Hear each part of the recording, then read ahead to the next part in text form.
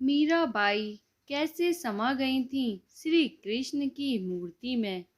मीराबाई का जन्म मारवाड़ के कुड़की नाम के गांव में 1498 में एक राज परिवार में हुआ था। उनके पिता का नाम रतन सिंह राठौर था, जो मेड़ता के शासक थे। वह एक वीर योद्धा थे। मीराबाई अपने पिता की इकलौती संतान थीं। उनके पिता रतन सिंह का अधिक समय युद्ध में व्यतीत होता था। जब मीराबाई छोटी थी, तब उनकी माता का निधन हो गया था।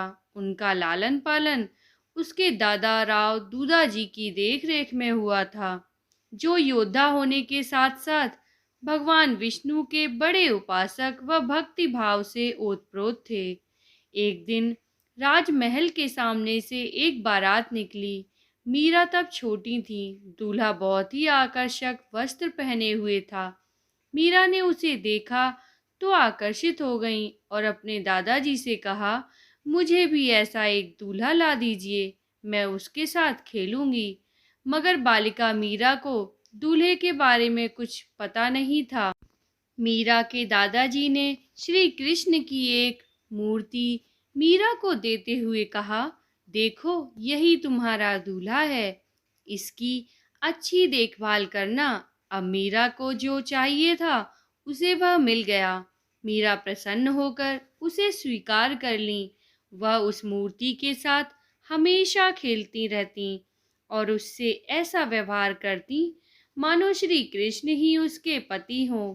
मीराबाई के दादाजी साधु संतों का बहुत सम्मान करते थे। उनके महल में हमेशा कोई साधु संत या कोई अतिथि आता रहता था। एक बार रैदास नामक एक सन्यासी महल में आया।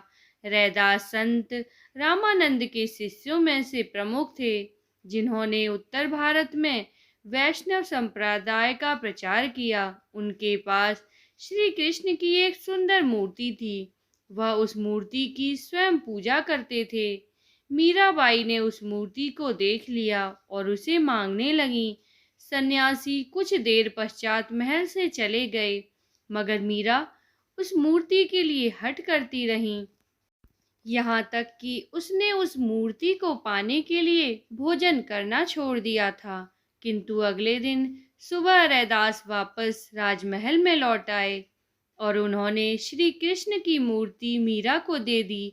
रैदास ने कहा, पिछली रात श्री कृष्ण मेरे सपने में आए और कहने लगे कि मेरी परम भक्त मेरे लिए रो रही है, जाओ उसे यह मूर्ति दे दो। यह मेरा कर्तव्य है कि मैं अपने स्वामी की आज्ञा का पालन करूं, इसलिए मैं यह मूर्ति मीरा को देने आया हूँ। मीरा एक बहुत बड़ी कृष्ण भक्त हैं। कुछ विद्वानों का मत है कि यह कहानी केवल कल्पना नहीं, अपितु सत्य घटना है। मीरा ने स्वयं अपने गीतों में कहा है, मेरा ध्यान हरि की ओर है और मैं हरि के साथ एक रूप में गई हूँ। मैं अपना मार्ग स्पष्ट देख रही हूँ। मेरे गुरु रैदास ने मुझे गुरु मंत्र दिया है। हरि नाम ने मेरे हृदय में बहुत गहराई तक अपना स्थान जमा लिया है। मीराबाई अपने दादाजी के देख रेख में पली बड़ी थी। सामान्य शिक्षा के साथ साथ मीरा को संगीत व नृत्य की शिक्षा भी मिली। मीरा इन कला में निपुण थी। मीराबाई का विवाह सन 1516 में सामाजिक रीति रिवाज के अनुसार बसंत पंचमी के दिन सिसोदिया वंश के प्रसिद्ध राजा राणा सांगा के पुत्र भोजराज के साथ हुआ। श्री कृष्ण की प्रतिमा को वो अपने साथ ससुराल ले गईं। मीराबाई बचपन से ही श्री कृष्ण की पूजा करती थीं। उसके मायके में किसी भी व्यक्ति ने उसकी राह में विघ्न नहीं डाला था, परंतु उसके ससुराल वाले मीराबाई के इस कृष्ण भक्ति से रुष्ट होने लगे थे। वे कृष्ण भक्ति के विरोधी हो गए थे, पर इसका कोई असर मीरा पर नहीं हुआ। मीराबाई के ससुराल में कई सूरवीर योद्धा हुए। भोजराज भी बहुत सूरवीर था। प्राचीन काल से ही उसके परिवार के लोग शक्ति की देवी दुर्गा, काली, चामुंडी की पूजा करते थे। वे विष्णु की पूजा नहीं करते थे। मीरा बचपन से ही यह विश्वास करती थीं कि गिरधर गोपाल ही उसका स्वामी है, किंतु अपने दाम्पत्य जीवन में उसने कभी भी अपने पति की अपेक्षा नहीं की। एक आदर्श पत्नी की तरह उसने अपने पति को संपूर्ण स्नेह और प्रेम दिया। वह कृष्ण के प्रति पूर्ण रूप से समर्पित थीं। वह उसके लिए मधुर कंठ से नाचती और गाती थीं। यही उसका लक्ष्य था। चित्तौड़ राजघराने की प्रतिष्ठा बहुत ऊंची थी। ऐसे परिवार के लिए यह कितनी अपमानजनक बात थी कि एक राजकुमार की पत्नी साधु संतों के साथ नाचती गाती है। इतना ही नहीं, माँ काली की पूजा ना करके उसने अपनी ससुराल की परंपरा की अवहेलना कर उनका अपमान किया। परंतु भोजराज मीराबाई से अधिक प्रेम करते थे, इसलिए उसके विरुद्ध कुछ कहने का साहस नहीं था। आखिर में भोजराज ने केवल मीरा के उपयोग के लिए राजमहल के पास ही एक मंदिर बनवा दिया था। युद्ध में घायल होने के कारण 1521 में भोजराज की मृत्यु हो गई। मीरा तब 18 वर्ष की थी। पति की मृत्यु के बाद उसकी सास व नंद ने उसे बलपूर्वक विधवा वेश पहना दिया। पति की मृत्यु के बाद मीरा का देखभाल करने वाला कोई नहीं बचा था। इसके बाद कई लोगों ने उन्हें पागल की संज्ञा देकर अपमानित किया। इन सब के कारण वह कृष्ण भक्ति में और लीन हो गईं। पति की मृत्यु के बाद मीरा पर उसके परिवारजनों ने सती होने के लिए बहुत दबाव डाला, लेकिन वे इसके लिए सहमत नहीं हुईं। राणा सांगा की मृत्यु के बाद उनके देवर विक्रमाजीत महाराणा बने, तो वह मीरा को और अधिक कष्ट देने लगा। एक बार विक्रमाजीत ने अपनी बहन उदाबाई की सलाह पर मीरा के पास विष से भरा प्याला भिजवाया। मीरा उसे प्रभु का प्रसाद समझकर पी गईं, मगर उस विष का कुछ भी असर नहीं हुआ। फिर राणा ने मीरा के पास एक भयंकर विषधर सांप सुंदर फूलों की पिटारी में भेजा। मीरा बाई पूजा में व्यस्त थी। उसने अपना हाथ टोकरी में डाला और कुछ फूल निकाले। वह फूल शालिग्राम के रूप में बदल जाता है। मीरा ने उसे अपने हाथों में लिया तो वह एक सुंदर फूल माला में बदल गया। एक बार मीराबाई पर तलवार से प्रहार किया गया, लेकिन उस पर उसका कोई प्रभाव नहीं हुआ। राणा ने मीरा के लिए नुकीले कीलों की शैया बनवाई, परंतु वह कीले शरीर में चुभने के बजाय फूल बन गए। उसके ससुराल के लोग अब खुलकर कई प्रकार से प्रताड़ित करने लगे।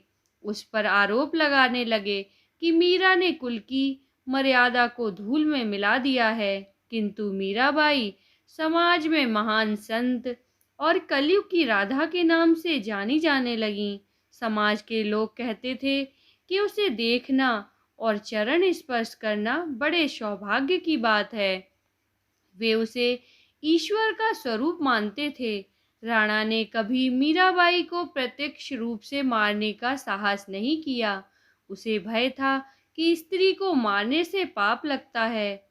जब मीराबाई को मारने में राणा असफल रहे, तब उसने मीरा को अपशब्द कहने लगे और कहा, यह नीच महिला स्वयं डूबकर क्यों नहीं मर जाती।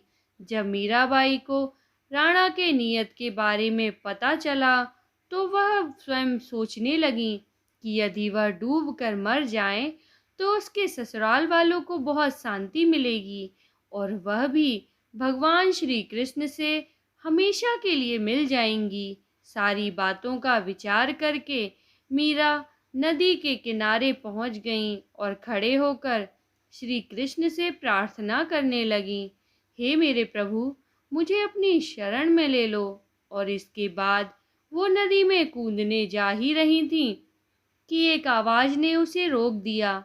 वह आवाज मीरा को कहने लगी कि स्वयं को मारना बहुत बड़ा पाप है, ऐसा मत करो, तुम वृंदावन चली जाओ। धीरे धीरे संसार से उसका मोह भंग हो गया।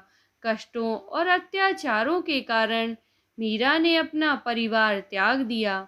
बहुत दिनों तक वृंदावन में सत्संग करने के बाद वह द्वारिका चली गईं, जहाँ भजन कीर्तन में अपना पूरा समय लगाया। वह हर समय श्री कृष्ण के बारे में सोचती थीं।